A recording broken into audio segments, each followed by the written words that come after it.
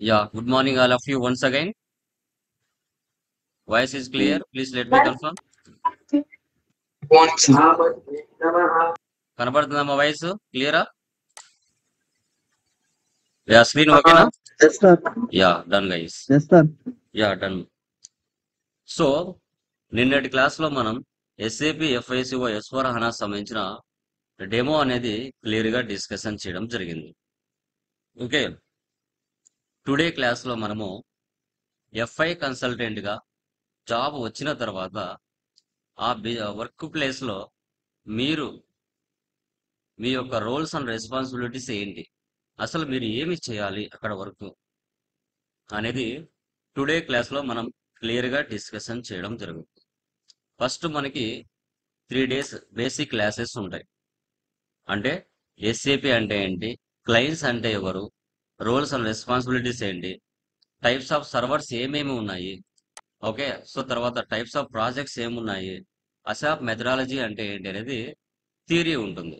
Theory మనకి 3 days classes ఉంటుంది. తర్వాత నుంచి మనం సిస్టమ్ లైక్ సర్వర్ లేక్ వెళ్తాం. సర్వర్ యాక్సెస్ నెంబర్ ఇస్తాను. ఎవరైతే మనకు జాయిన్ అయి ఉన్నారో వాళ్ళు అతనికి కాల్ చేసి సర్వర్ యాక్సెస్ మీరు తీసుకోవాలి. అది ఎలా అనేది మీకు 4th డే నేను చెప్తాను క్లియర్గా. ఈ 3 days బేసిక్ క్లాసెస్ ఎంట్రన్స్ ఎస్ఏపిలోకి ఎంటర్ అవ్వడానికి ఎంట్రన్స్ అనమాట. అసలు ఏమేమి తెలుసుకోవాలి, ఏంటి సిలబస్ ఏంటి, ఓకే, దాంట్లో ఉన్న మినిమం థియరీ ఏంటి అనేది ఈ 3 days క్లాసెస్లో మనం క్లియర్గా ఎక్స్ప్లెయిన్ చేయడం జరుగుతుంది. ఓకే,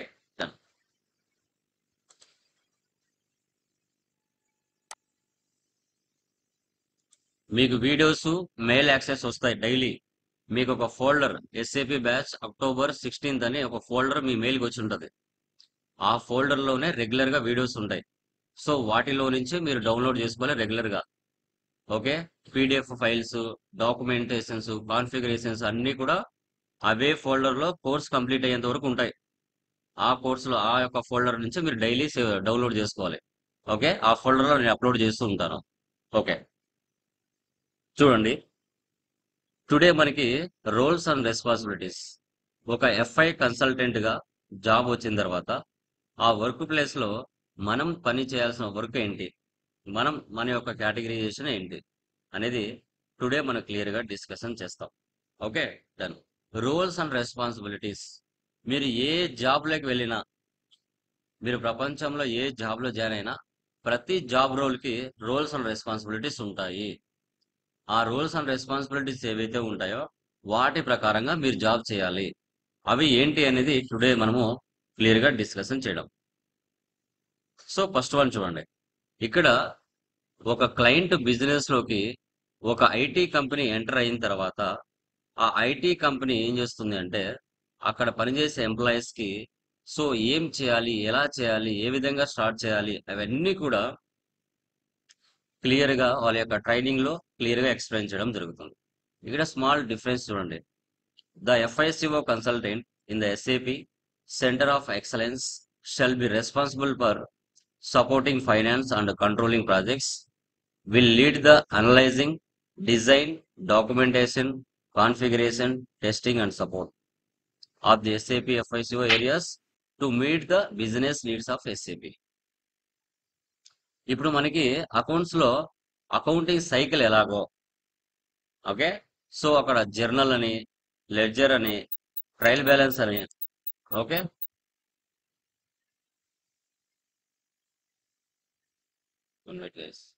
ఓకే, మనం ఏ విధంగా అయితే like trial balance, trading account, okay, so తర్వాత profit and loss balance sheet ఏ విధంగా ఒక అకౌంటింగ్ సైకిల్ మన అకౌంట్స్ రావడానికి కరెక్ట్గా చూస్తామో, సో ఇక్కడ కూడా సేమ్ యాజ్ ఇట్ ఈజ్గా మనకు కొన్ని రోల్స్ అండ్ రెస్పాన్సిబిలిటీస్ ఉంటాయి. ఇప్పుడు కొత్తగా ఒక క్లయింట్ మనకు ప్రాజెక్ట్ వచ్చిన తర్వాత ఒక ఐటీ కంపెనీకి, సో ఎఫ్ఐ అంటే ఫైనాన్స్, సిఓ అంటే కంట్రోలింగ్ అంటాం. అక్కడ ఏం చేస్తామంటే ఫస్ట్ క్లయింట్ యొక్క బిజినెస్ని అనలైజింగ్ చేస్తాం. వాళ్ళ బిజినెస్ ఏంటి, సర్వీసా, ట్రేడింగా, మ్యానుఫ్యాక్చరింగా. చేసిన తర్వాత నెక్స్ట్ మనం ఏం చేస్తాం, డిజైన్. డిజైన్ అంటే ఏంటి, రోల్స్ ఫైనలైజేషన్ చేస్తాం. ఏ ఏ పర్సన్ మనకు అవసరం అవుతారు, FI consultants, SD consultants, MM consultants, ఎవరెవరు ఎంతమంది అవసరం అవుతారు, టీమ్ సైజు, డాక్యుమెంటేషన్. సో ఆ యొక్క క్లయింట్స్ దగ్గర నుంచి మనం ఇన్ఫర్మేషన్, వాళ్ళ యొక్క బిజినెస్ ఇన్ఫర్మేషన్ ని డాక్యుమెంటేషన్ రూపంలో తీసుకుంటాం. తీసుకొని వాళ్ళ నేచర్ ఆఫ్ బిజినెస్ ఏదైతే ఉందో వాటికి సంబంధించి కాన్ఫిగరేషన్ చేస్తాం. చేసి అవన్నీ ప్రాపర్ గా పనిచేస్తున్నాయా లేదనేది టెస్టింగ్ చేస్తాం. వాళ్ళకి ఏదైనా డౌట్స్ వస్తే సపోర్ట్ కూడా చేస్తాం. ఇది వన్ వర్డ్ లో ఆన్సర్. ఇప్పుడు మనకి ఈసీసీ 6.0లో అసాప్ మెథడాలజీ, అకౌంటింగ్ సైకిల్ ఎలాగో ఇక్కడ కూడా ఒక సైకిల్ లాగా ఉంటది. దాని ప్రకారంగా మెయింటైన్ చేస్తే అకౌంట్స్ అనేది మనకు వస్తాయి. S/4HANA యాక్టివేట్ మెథడాలజీ యూజ్ చేయమని చెప్పారు వాళ్ళు. Okay, done. దీంట్లో మనకి కీ రెస్పాన్సిబిలిటీస్ 2 టైప్స్ ఉంటాయి. ఒకటి స్ట్రాటజిక్ లెవెల్, మరొకటి ఆపరేషన్ లెవెల్. స్ట్రాటజిక్ లెవెల్ అంటే ఏంటి, ఆపరేషన్ లెవెల్ అంటే అనేది కూడా మనం డిస్కస్ చేస్తాం. Requirement gathering and design, implementation, troubleshooting, training, documentation and complains, MIS and reporting అంటాం. ఓకే, ఫస్ట్ స్ట్రాటజిక్ లెవెల్ ఏంటో డిస్కస్ చేద్దాం. మీరు చెప్పండి, ఇప్పుడు మనకి మార్కెట్లో మీరు గమనిస్తే మ్యానుఫ్యాక్చరింగ్ కంపెనీస్ ఎక్కువ ఉన్నాయా, ట్రేడింగ్ కంపెనీస్ ఎక్కువ ఉన్నాయా, లేదంటే మనకి సర్వీసెస్ కంపెనీస్ ఎక్కువ ఉంటాయా? చెప్పండి. అసలు ఎస్ఐపి అనేది ఏ కేటగిరీకి సంబంధించింది? సర్వీసా, ట్రేడింగా, మ్యానుఫ్యాక్చరింగా? మోస్ట్లీ ఎక్కువగా దేనికి సంబంధించి వస్తుంది సర్వీస్. చెప్పండి. ఏ కేటగిరీ అండి? తెలిసిన వరకు చెప్పండి, no no problem. Service service. Service వస్తుందా ఎస్ఐపి ఎక్కువగా? Yes sir. Manufacturing. Manufacturing sir. Manufacturing department, manufacturing sectors వస్తుంది, గుర్తుపెట్టుకోండి. Large scale industries almost manufacturing companies కి ఎక్కువగా దీన్ని ప్రిఫరెన్స్ ఇస్తారు, గుర్తుపెట్టుకోండి. ఓకే, సో ఇప్పుడు మనకి వైజాగ్ స్టీల్ కంపెనీ ఉంది. దాని మీద చాలా ఇష్యూస్ జరుగుతూ ఉంటాయి ఎప్పుడుగా మనకి న్యూస్ లో. ఓకే, సో అన్ని బాగుంటే కడపలో కూడా ఒక స్టీల్ ప్లాంట్ అనేది పెట్టేవాళ్ళు. కొన్ని సిచ్యువేషన్స్ వల్ల దాన్ని తీసుకురాలేకపోయారు. Okay, done, no problem. So ఇప్పుడు వైజాగ్ స్టీల్ కంపెనీ ఉంది. వాళ్ళు ఫస్ట్ టైం ఎస్ఏపి సాఫ్ట్వేర్ ని యూజ్ చేయాలి అనుకున్నారు. సో వాళ్ళ యొక్క అకౌంట్స్ వాళ్ళు లైక్ ఎక్సెల్లోనో, టాలీలోనో, పీపుల్ సాఫ్ట్ లోనో ఎక్కడో మెయింటైన్ చేస్తున్నారు, నాన్ ఎస్ఏపిలో. ఇప్పుడు వాళ్ళు ఫస్ట్ టైం ఎస్ఏపిలోకి మ్యాప్ అవ్వాలనుకుంటున్నారు వాళ్ళ యొక్క అకౌంట్స్ ని. సో అలాంటప్పుడు వాళ్ళు ఏం చేస్తారు, బిడ్డింగ్ అంటే వేలం పాటకు కొన్ని ఐటీ కంపెనీస్ ని పిలుస్తారు. ఐటీ కంపెనీస్ పిలిచి ఇలా మేము నాన్ ఎస్ఏపి నుంచి ఎస్ఏపిలోకి మా అకౌంట్స్ ని మూవ్ ఆన్ చేసుకోవాలనుకుంటున్నాం, దానికి మీకు ఎంత టైం పడుతుంది, ఎంత బడ్జెట్ అవుతుంది అని అడుగుతారు. అప్పుడు ఐటీ కంపెనీస్ వస్తాయి వేలం పాటకు. టీసీఎస్, విప్రో, హెచ్సిఎల్, ఇన్ఫోసిస్, ఇలా చాలా కంపెనీస్ వస్తాయి. సో ఒకరేమో 1 crore అంటారు, 1 year టైం అంటారు. ఒకరేమో 2 crores అంటారు, 8 months అంటారు. ఒకరేమో 3 crores అంటారు, ఓకే, 2 years అంటారు. ఇలా రకరకాల వాళ్ళు వాళ్ళ యొక్క బిడ్డింగ్ లో వాళ్ళు ఎంటర్ అవుతారు. ఎంటర్ అయిన తర్వాత ఇక్కడ మన వైజాగ్ స్టీల్ కంపెనీ ఏదైతే ఉందో, ఎవరు ప్రాపర్ గా కరెక్ట్ గా బడ్జెట్ పరంగా కానీ టైం పరంగా కానీ ఎవరైతే కొంచెం లిమిటెడ్ గా అనిపించిందో ఆ వైజాగ్ స్టీల్ కంపెనీ ఏం చేస్తుంది, ఆ యొక్క ప్రాజెక్ట్ ని సో వాళ్ళకి ఎవరైతే సూటబుల్ అవుతారో వాళ్ళకి ఇచ్చేస్తుంది. ఓకే, లేదంటే అమౌంట్ ను బట్టి ఎవరైతే ఎక్కువగా పాడుకుంటారో వాళ్ళకి ఇచ్చేస్తారు. సో ఇక్కడ టీసీఎస్ కంపెనీ పిక్ చేసుకుంది వైజాగ్ స్టీల్ కంపెనీ యొక్క ప్రాజెక్ట్ ని కంప్లీట్ చేయడానికి. ఓకే, ప్లానింగ్, ప్రాపర్ ప్లానింగ్ అనేది ఇంపార్టెంట్. ఆ ప్రాజెక్ట్ ని ఎంత బాగా డెలివరీ చేసి ఇన్ టైంలో వర్క్ చేసి వాళ్ళకి ఇవ్వడం అనేది చాలా ఇంపార్టెంట్. ఓకే, సో ఇప్పుడు వైజాగ్ స్టీల్ కంపెనీ పిక్ చేసుకున్న తర్వాత నెక్స్ట్ వైజాగ్ స్టీల్ కంపెనీ ఏం చేస్తుంది, లైక్ టీసీఎస్ కంపెనీ ఏం చేస్తుంది, మార్కెట్ లో మీకు ఇలాగా ఎస్ఐపి నేర్చుకుంటారు కదా, మిమ్మల్ని రిక్రూట్ చేసుకుంటుంది. టీసీఎస్ కంపెనీ రిక్రూట్ స్టార్ట్ చేస్తుంది ఎంప్లాయీస్ ని. ఎంత మంది కావాలి, టీమ్ సైజ్ ఎంత ఉండాలి. సో ఆ టీమ్ సైజులో functional consultants, FICO, material management, sales and distribution, quality management, production planning, ఆ యొక్క ప్రాజెక్ట్ కి ఫంక్షనల్ కన్సల్టెంట్స్ ఎవరెవరు అవసరం అవుతారు వాళ్ళని రిక్రూటింగ్ స్టార్ట్ చేస్తారు. తర్వాత technical consultants, ABAPers, basis, BI, BW. So వీళ్ళు కోడింగ్ చేసేవాళ్ళు. ఫంక్షనల్ కన్సల్టెంట్స్ అంటే వితౌట్ కోడింగ్ ఉంటుందమ్మా. జస్ట్ కాన్ఫిగరేషన్స్ ఉంటాయి అంతే. కానీ టెక్నికల్ కన్సల్టెన్స్ అంటే సో క్లయింట్స్ కు తగిన విధంగా రిక్వైర్మెంట్స్ కొత్తటి ఏవైనా యాడ్ చేయాలంటే కోడింగ్ చేసేవాళ్ళు కావాలి. కోడింగ్ చేసేవాళ్ళు కావాలి. లైక్ టెక్నికల్ కన్సల్టెంట్స్ అంటారు. తర్వాత టీమ్ సైజ్. టీమ్ సైజ్ ఎంతమంది ఉండాలి ఆ ప్రాజెక్ట్ కి? ఆ క్లయింట్ యొక్క బిజినెస్ సైజుని బట్టి ఐటీ కంపెనీ నిర్ణయించుకుంటది. ఎంతమంది నాకు అవసరం అవుతారు, 70 మెంబర్సా, 50 మెంబర్సా, 40 మెంబర్సా అనేది ఆ ఐటీ కంపెనీ నిర్ణయించుకుంటది. నిర్ణయించుకొని ప్రాజెక్ట్ మేనేజర్ ఏం చేస్తారు? క్లయింట్ తో కొలీగ్స్ తో conduct kick of meetings. Kick of meetings అంటే ఏంటి అంటే ఆ క్లయింట్స్ తో కూర్చొని వాళ్ళ యొక్క బిజినెస్ ప్రాసెస్ మొత్తం తెలుసుకోవడం. వారు వాళ్ళ బిజినెస్ సైజ్ ఏంది, వాళ్ళ సర్వీస్ కంపెనీ, ట్రేడింగ్, మ్యానుఫ్యాక్చరింగ్, వాళ్ళకి ఎంప్లాయీస్ ఎంతమంది ఉన్నారు, టర్న్ ఓవర్ ఎంత, ఓకే, వాళ్ళు ఎలాంటి ప్రోడక్ట్స్ తయారు చేస్తారు, వాళ్ళకి ఇండియాలోనే ఉన్నాయా, బ్రాంచ్లు అదర్ కంట్రీస్ లో ఉన్నాయా, కస్టమర్స్ ఇండియాలోనే ఉన్నారా, అదర్ కంట్రీస్ లో ఉన్నారా, సో ఎన్ని కంపెనీ కోడ్స్ ఉన్నాయి, ఎన్ని బిజినెస్ ఏరియాస్ ఉన్నాయి, ఓకే, ఎవరెవరు ఏంటి అనేసి పూర్తిగా ఆ మీటింగ్ లో క్లయింట్స్ తో కూర్చొని ఆ ఇన్ఫర్మేషన్ అనేది తెలుసుకుంటారు. మేజర్ గా ఆ యొక్క క్లయింట్ యొక్క ప్రాజెక్ట్ గోల్ ఏంటి, ఆబ్జెక్టివ్ ఏంటి, ఓకే, సర్వీస్ లెవెల్ అగ్రిమెంట్, ఆ ప్రాజెక్ట్ ఇచ్చిన తర్వాత ఎన్ని నెలల లోపల కంప్లీట్ చేస్తారనేది అగ్రిమెంట్ అనేది రాసుకుంటారు. సో తర్వాత బిజినెస్ ప్రాసెస్ యొక్క ప్రజెంట్ ప్రాసెస్ ఏంటి అనేది కూడా క్లియర్ గా తెలుసుకుంటారు. ఇది పక్కా ప్లానింగ్ తో ఒక క్లయింట్ తో మనం కండక్ట్ చేసే మీటింగ్ ద్వారా తెలుసుకుంటే information. This is called strategic level అంటారు. Strategic level. తర్వాత ఆపరేషనల్ లో requirements gathering and design. Same దీంట్లో కూడా యాజ్ ఇట్ ఈజ్ గా అదే ఇన్ఫర్మేషన్ వస్తుంది. సో ఇప్పుడు దీంట్లో as is and to be. As is అంటే ఏంటి? It is provided by client. Client తో మీటింగ్స్ కండక్ట్ చేసి వాళ్ళ యొక్క కంపెనీస్ కానీ, గ్రూప్ ఆఫ్ కంపెనీస్ కానీ, కంపెనీ కోడ్స్ కానీ, బిజినెస్ ఏరియాస్ కానీ, బ్రాంచెస్ కానీ, వెండర్స్ కానీ, కస్టమర్స్ కానీ, వీటన్నిటిని మనం తెలుసుకోవాలి. దాన్ని యాజ్ ఈజ్ ఇన్ఫర్మేషన్ అంటారు. It is provided by client. మీకు ఇంటర్వ్యూలో అడిగినా కూడా మీరు చెప్పాలి యాజ్ ఈజ్ అంటే ఏంటి, టు బి అంటే ఏంటి అన్నప్పుడు మీరు చెప్పాలి. యాజ్ ఈజ్ అంటే it is provided by client. To be అంటే వాళ్ళ ప్రాజెక్ట్ మొత్తం కంప్లీట్ చేసి వాళ్ళకంటూ ఒక ఫ్యూచర్ డాక్యుమెంట్ లేదా ఎస్టిమేటెడ్ డాక్యుమెంట్ లేదా ఎస్ఏపి డాక్యుమెంట్ ని మనం సబ్మిట్ చేస్తాం వాళ్ళ వర్క్ అంతా కంప్లీట్ చేసి. ఇంకా గ్యాప్ అనాలిసిస్ అంటే difference between as is and to be. అంటే అర్థం ఏంటి? లైక్ ఇక్కడ మీరు చూసుకుంటే మనం తీసుకునేటప్పుడు ఇన్ఫర్మేషన్ ప్రాపర్ గా తీసుకోకపోయినా, ఇచ్చే ఇన్ఫర్మేషన్ ప్రాపర్ గా ఇవ్వకపోయినా ఎక్కడ గ్యాప్ వచ్చింది, ఎక్కడ వేరియన్స్ వచ్చింది అనేది తెలుసుకోవడం. ఇక తర్వాత scope document. It is an agreement, time line, reports.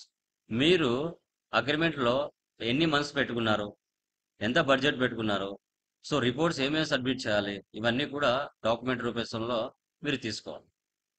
దీని రిక్వైర్మెంట్స్ గ్యాదరింగ్ అండ్ డిజైన్ అంటారు. సో వాళ్ళ యొక్క బిజినెస్ కరెంట్ ప్రాసెస్ ని మీరు అండర్స్టాండ్ చేసుకొని దానికి తగిన విధంగా కాన్ఫిగరేషన్స్ మీరు చేయాలి. తర్వాత operational implementation, planning, blue print, configurations, testing and go live. Okay, strategic లెవెల్లో ఒక ప్రాపర్ ప్లానింగ్ తో ఎంప్లాయీస్ టీమ్ సైజ్ ఎంత కావాలనేది తెలుసుకున్నారు. తెలుసుకున్న తర్వాత next blue print, total business structure. ఒక బిల్డింగ్ కట్టడానికి మనము ఒక ప్లానింగ్ ఏ విధంగా ఉంటుందో, ఒక బ్లూ ప్రింట్ ఎలాగా ఉంటుందో, ఒక క్లయింట్ యొక్క ప్రాజెక్ట్ మనం తీసుకున్న తర్వాత దానికుంటా పక్కా ప్లానింగ్ తో ఒక బ్లూ ప్రింట్ తో ఆ ప్రాజెక్ట్ ని టేక్ ఓవర్ చేసుకొని ఆ ప్రాజెక్ట్ ని స్టార్ట్ చేయడం డాక్యుమెంటేషన్ ప్రకారంగా. ఓకే, సో ఆ యొక్క క్లయింట్ బిజినెస్ ఏదైతే ఉందో ఆ క్లయింట్ బిజినెస్ కావాల్సిన కాన్ఫిగరేషన్ స్టార్ట్ చేయాలి. Accounts payable, accounts receivable, automatic payment, goods and services tax, asset accounting, ఇలా మనం చెప్పుకుంటూ వెళ్తే ప్రాపర్ గా మనం కాన్ఫిగరేషన్స్ అనేది స్టార్ట్ చేస్తాం. చేసిన తర్వాత అవన్నీ ప్రాపర్ గా మెయింటైన్ అవుతున్నాయా లేదా, వర్క్ అవుతున్నాయా లేదా, ఏమైనా ఎర్రర్స్ వస్తున్నాయా, బగ్స్ వస్తున్నాయా, ఓకే, ఇవన్నీ కూడా యూనిట్ టెస్టింగ్ అని, సెక్యూరిటీ టెస్టింగ్ అని, యూజర్ యాక్సెప్టెన్స్ టెస్టింగ్ అని రకరకాల టెస్టింగ్లు జరుగుతాయి. అన్ని టెస్టింగ్లు జరిగి అప్పుడు రియల్ టైంలో go live level real time postings అనేది క్లయింట్ బిజినెస్ లో త్రూ ఎండ్ యూజర్స్ ద్వారా జరుగుతాయి. ఇంకా కాన్ఫిగరేషన్స్ లో 2 రకాలు ఉంటాయి, base line configurations, final configurations. Base line configurations 80% వరకు ఎఫ్ఐ కన్సల్టెంట్ చేస్తాడు. అంటే పర్చేజ్ ఇన్వాయిస్ పోస్ట్ చేయాలన్నా, సేల్స్ ఇన్వాయిస్ పోస్ట్ చేయాలన్నా back and work FI consultant చేస్తాడు. సింపుల్ గా జస్ట్ మనము కాన్ఫిగరేషన్స్ వితౌట్ కోడింగ్, ఎలాంటి కోడింగ్ ఉండదు, కోడింగ్ లేకుండా ప్రాపర్ గా మనం చేస్తాం. ఇంకా ఫైనల్ కాన్ఫిగరేషన్స్ లో ఒక 20% అవుటర్స్ ఉపయోగపడతారు మనకి. SD sales and distribution consultant, material management consultant, production planning consultant వీళ్ళు అవసరం అవుతారు. Gaps integrations 20%. తర్వాత trouble shooting supporting project. Client business లో ప్రాజెక్ట్ అనేది ఇంప్లిమెంటేషన్ చేశాం. చేసిన తర్వాత వాళ్ళకు రియల్ టైంలో ట్రాన్సాక్షన్ జరుగుతూ ఉంటాయి. వాళ్ళకి ఏవైనా బ్రేక్స్ పడినా, ఏమైనా ప్రాబ్లమ్స్ వచ్చినా, ఎర్రర్స్ వచ్చినా, బగ్స్ వచ్చినా, ఇష్యూస్ వచ్చినా వాళ్ళు మనతో ఎలా ఇంటరాక్ట్ అవ్వాలి, ఏ టూల్ ద్వారా మనకి ఇంటరాక్ట్ అవ్వాలి, వాళ్ళ ప్రాబ్లమ్స్ ఎలా సాల్వ్ చేసుకోవాలి అంటే మనకి టికెటింగ్ టూల్స్ ఉంటాయి. Service level, service now, solution manager, radix, clarify tool, remedy tool, ఇవి టికెటింగ్ టూల్స్ అనమాట. త్రూ మనం మెయిల్స్ ఎలా పంపిస్తామో అలా ఈ యొక్క సర్వీస్ టూల్ నుంచి వాళ్ళు రైజ్ చేస్తారు. ఏంటవి ఇన్సిడెంట్స్ అంటే వాళ్ళ యొక్క ప్రాబ్లమ్స్ ని. Okay, P1, P2, P3, P4 అంటాం. అంటే ఏంటంటే response SLA, resolution SLA. 15 minutes, 45 minutes, 2 hours, 1 day, 2 hours, 6 hours, 1 day, 3 days. ఇప్పుడు క్లయింట్ బిజినెస్ లో వర్క్ చేస్తున్నారు, వాళ్ళకి ఎర్రర్ వచ్చింది, లైవ్ లో ఎర్రర్ వచ్చింది.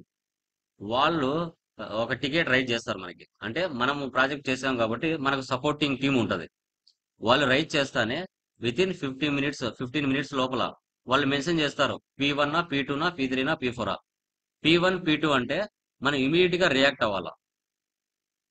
వాళ్ళు పెట్టిన టికెట్ ఎర్రర్ ఏదైతే ఉందో దాన్ని వాళ్ళు మనకు పంపించిన తర్వాత వితిన్ 15 minutes లో దాన్ని మన యొక్క సపోర్టింగ్ టీమ్ లో ఎవరెవరు అసైన్ చేయాలా. అసైన్ చేసి దాన్ని 2 hours లో సాల్వ్ చేసి వాళ్ళకి రిజల్ట్ చూపించాలా.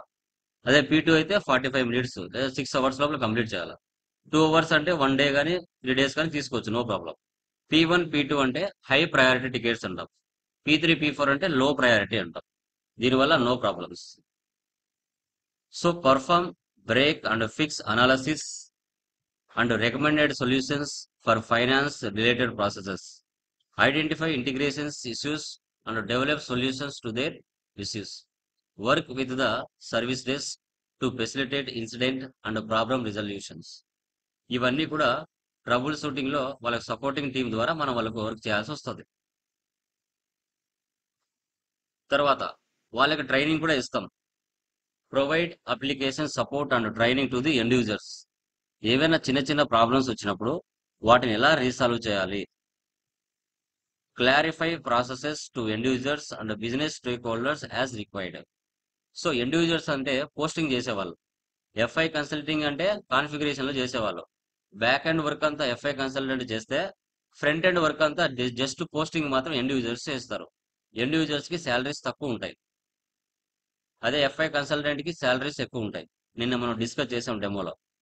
తర్వాత కీప్ అబ్రీస్ట్ ఆఫ్ ఎస్ఏపి రిలీజెస్. ఏవైనా వర్షన్స్ ఏమైనా రిలీజ్ చేసినా, ఎన్హాన్స్మెంట్స్ అండ్ న్యూ ఫంక్షనాలిటీస్, ఏవైనా క్లయింట్స్ కొత్త రిక్వైర్మెంట్స్ ఏమైనా అడిగినా, పర్ఫార్మ్ అప్లికేషన్స్ రీసెర్చ్. మనము వాటికి తగిన విధంగా ఆ యొక్క ఫీచర్స్ ఎస్ఏపిలో ఇంక్లూడ్ అవుతాయా లేదా, లేదంటే దాని యొక్క పర్ఫార్మెన్స్ ఎలా ఉంటుంది అనేసి వాళ్ళ న్యూ రిక్వైర్మెంట్స్ తీసుకొని ఎఫ్ఐ కన్సల్టెంట్ వాటిని సాల్వ్ చేయడానికి లేదంటే చేసి ఇవ్వడానికి ట్రై చేస్తారు.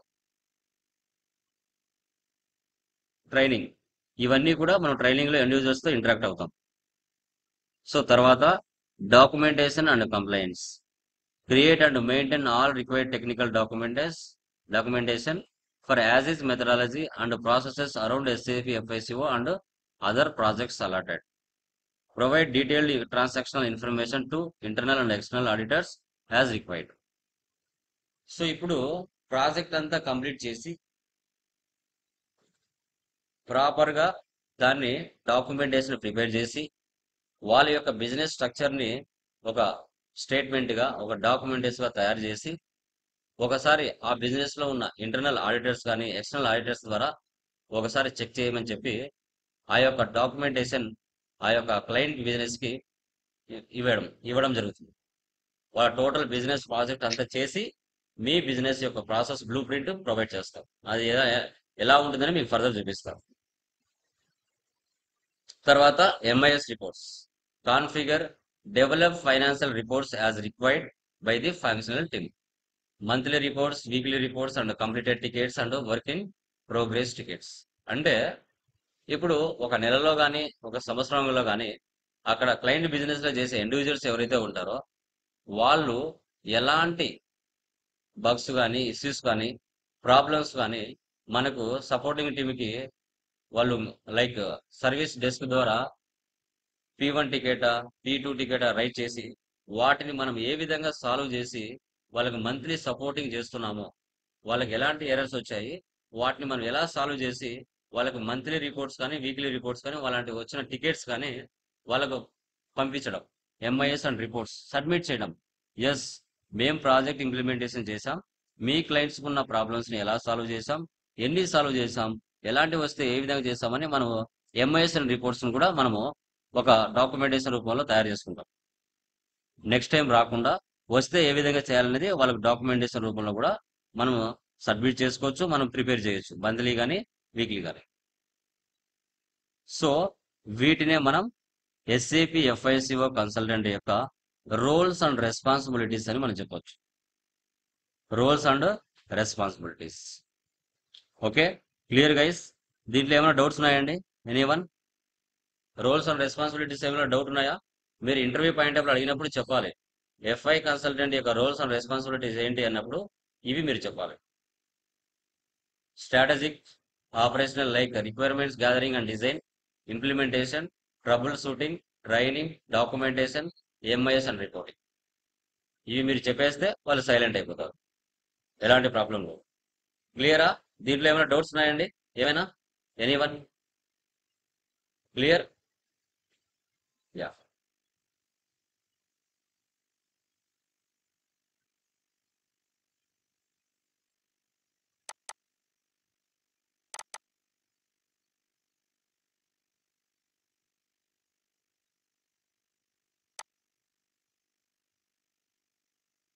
నెక్స్ట్ వన్ చూడండి, very very very important. Key role maintain చేసే పర్సన్ ఎవరు అంటే client. Who is a client in SAP FICO? అసలు క్లయింట్ అంటే ఎవరు అనేది ఇంపార్టెంట్. సో క్లయింట్ వచ్చేసి highest organisation unit in SAP అంటారు. వీరి యొక్క డీటెయిల్స్ మనం చూడాలంటే ఎస్ఏపిలో SCC4లో వెళ్తే వీరి యొక్క డీటెయిల్స్ మనకు కనబడుతుంది. సార్, ఎందుకు సార్ క్లయింట్ అనే వాళ్ళు అంత ఇంపార్టెంట్ రోల్ మెయింటైన్ చేస్తారు ఎస్ఏపిలో అంటే,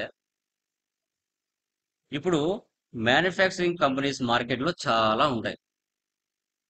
వాళ్ళు ఎస్ఏపి సాఫ్ట్వేర్ ఉపయోగించుకోకుండా టాలీలో, ఎక్సెల్లో, పీపుల్ సాఫ్టో ఏదో వేరే సాఫ్ట్వేర్స్ ఉపయోగిస్తున్నారు. ఇప్పుడు వాళ్ళు ఆ సాఫ్ట్వేర్స్లో డేటా సరిపోవట్లేదు. వాళ్ళు ఏం చేస్తున్నారు?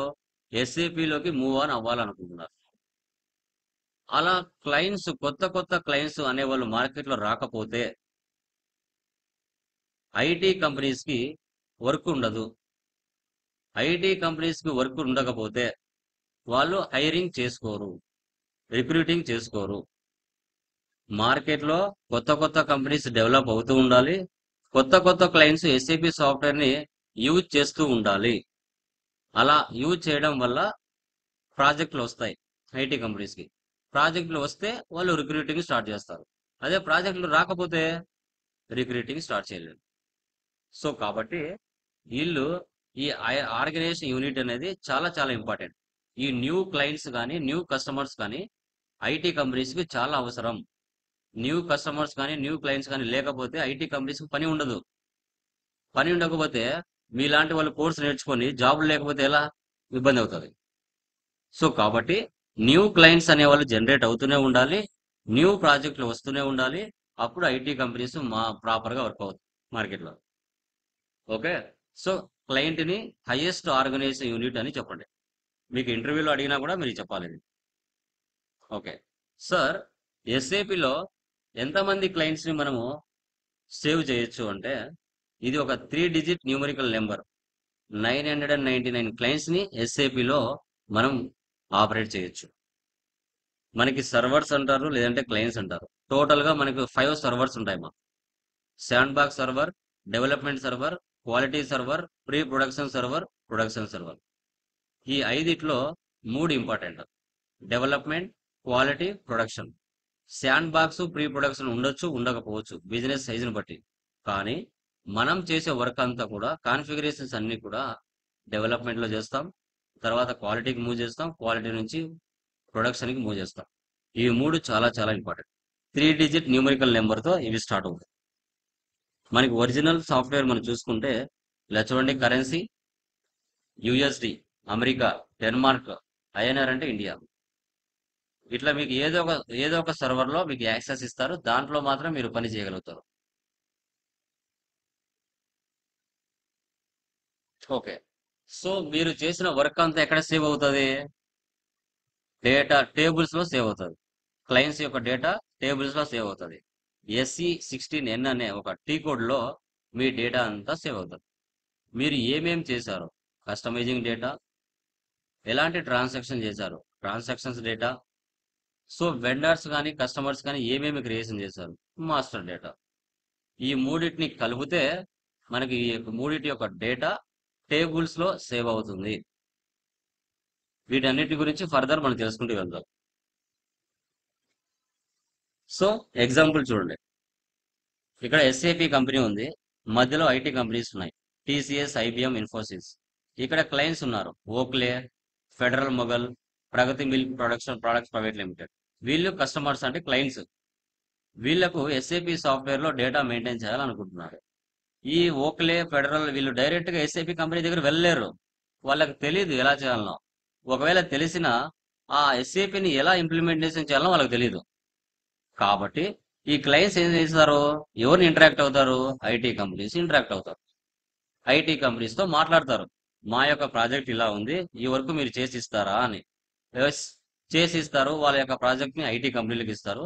ఐటీ కంపెనీ ఏం చేస్తుంది, ఎస్ఏపి కంపెనీ దగ్గర వెళ్ళి సాఫ్ట్వేర్ పర్చేజ్ చేసి ఆ సాఫ్ట్వేర్ ని క్లయింట్ బిజినెస్ లో ఇన్స్టలేషన్ చేసి వాళ్ళ యొక్క వర్క్ ను చేసి పెడతారు ఐటీ కంపెనీ. అప్పుడే మీకు జాబ్స్ వస్తాయి.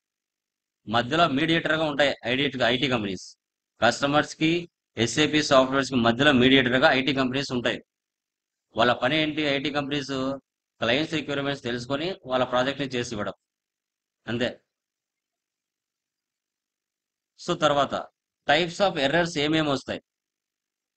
ఓకే, రియల్ టైమ్ లో వర్క్ చేసేటప్పుడు ఎలాంటి ఎర్రర్స్ వర్క్ లో మీకు చేసేటప్పుడు వస్తాయి అనేది మీరు చూసుకున్నట్లయితే, like master data errors, configuration errors, technical errors, user mistake errors, new requirements, interface errors. It is solved by the MDM, Master Data Management Team. So we have to forward to the data to MDM team to solve the errors. ఇప్పుడు master data అంటే vendors ని creation చేస్తూ ఉంటారు, customers ని creation చేస్తూ ఉంటారు, GLs ని creation చేస్తూ ఉంటారు, అసెట్స్ ని క్రియేషన్ చేస్తూ ఉంటారు. వాటిలో ఏమైనా ఎర్రర్స్ వస్తే ఎండిఎం టీం అనే ఒకటి ఉంటుంది, వాళ్ళు సాల్వ్ చేస్తారు ఆ ఎర్రర్ని.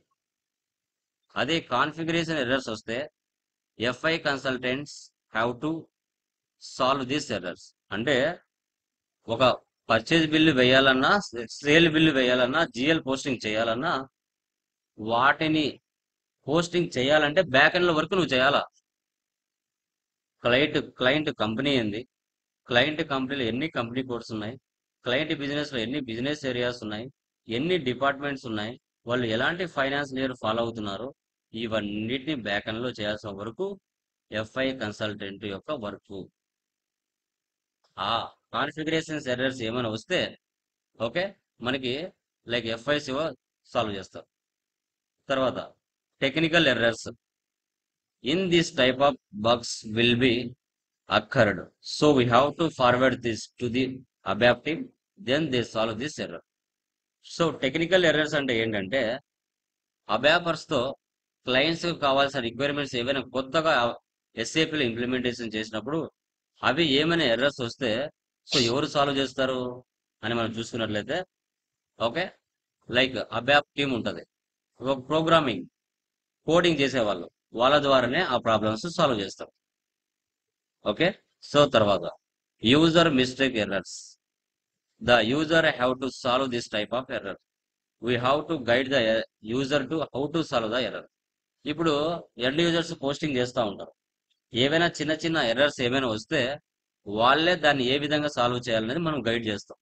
వాటిని యూజర్ మిస్టేక్ ఎర్రర్స్ అంటాం. New requirements. As per requirements we have to add new details. This type of errors have to solve the FI consultant. Okay, ఏదైనా క్లయింట్స్ కి న్యూ రిక్వైర్మెంట్స్ ఏమైనా వచ్చినా, న్యూ డీటెయిల్స్ ఏమైనా add చేయాలనుకున్నా, so వాటిని ఏమైనా మనము కొత్తగా రిక్వైర్మెంట్స్ ఏమైనా చేసి ఇవ్వాలన్నా ఎఫ్ఐ కన్సల్టెంట్కి చెప్పారంటే ఆ న్యూ రిక్వైర్మెంట్స్ తీసుకొని వాటిని మనము యాడ్ చేయడం జరుగుతుంది. అవుతాయా లేదా, ఏమైనా ప్రాబ్లమ్స్ వస్తాయా, వాటిని ఎలా సాల్వ్ చేయాలని కూడా డిస్కస్ చేస్తారు. ఇంకా interface errors. This type of error also solved by the FI consultant. ఇప్పుడు నాన్ ఏసీపీ నుంచి ఎస్ఏపీలోకి డేటా మ్యాప్ చేసేటప్పుడు ఇంటర్ఫేస్ ఎర్రర్స్. ఓకే, కొన్ని ఫైల్స్ ఉంటాయి. ఆ ఫైల్స్ ఏదైనా బగ్స్ వచ్చినప్పుడు కానీ, ఎర్రర్స్ వచ్చినప్పుడు కానీ, ఫైల్ లోడ్ కానప్పుడు కానీ, ఇంపోర్ట్ అవ్వడం కానీ, ఎక్స్పోర్ట్ కానీ జరగకపోతే ఆ ఎర్రర్స్ ని కూడా మనం ఎఫ్ఐ కన్సల్టెంటే సాల్వ్ చేయాలి. ఎఫ్ఐ కన్సల్టెంటే దీన్ని సాల్వ్ చేస్తారు. ఓకే, వీటిని టైప్స్ ఆఫ్ ఎర్రర్స్ అంటాం. వీటిని టైప్స్ ఆఫ్ ఎర్రర్స్. ఓకే, ఏమైనా డౌట్స్ ఉన్నాయా దీంట్లో? Anyone please let me confirm. FI consultant యొక్క రోల్స్, రెస్పాన్సిబిలిటీస్ అండ్ క్లయింట్స్ సంబంధించిన ఇన్ఫర్మేషన్ టుడే క్లాస్ లో డిస్కస్ చేసాం. ఏమైనా డౌట్స్ ఉన్నాయా దీంట్లో? Anyone please let me confirm. థియరీలో ఏమైనా డౌట్స్ ఉన్నాయండి? లాస్య, లలిత, ధనుష్, శైలజ, బాబు, వినోద్, సంతోష్, ఏమైనా డౌట్స్ ఉన్నాయమ్మా? ఎఫ్ఎన్ఎసా క్లియరా? యా. సో వీటికి సంబంధించిన పీడిఎఫ్ ఫైల్స్ ఆ ఫోల్డర్లోనే ఉంటాయి, వీడియోస్ ఆ ఫోల్డర్లోనే ఉంటాయి, వాటిని డౌన్లోడ్ చేసుకోండి. Okay, clear? Any doubts? Tomorrow SAP server access number ఇస్తాను, అతనికి కాల్ చేసి సర్వర్ యాక్సెస్ తీసుకోవచ్చు. ఓకేనా? డన్. యా, ఇంకేమైనా డౌట్స్ ఉంటే అడగచ్చండి. మెయిల్ ఐడీస్ కరెక్ట్గా ఇవ్వండి, ఏమైనా మిస్టేక్స్ ఉంటే రావు. మీ మెయిల్ ఐడి అనేది ప్రాపర్గా ఉంటే మీకు మెయిల్ వచ్చేస్తుంది. ఏదైనా మిస్టేక్ చేశారంటే రావు. ఓకేనా? Done guys.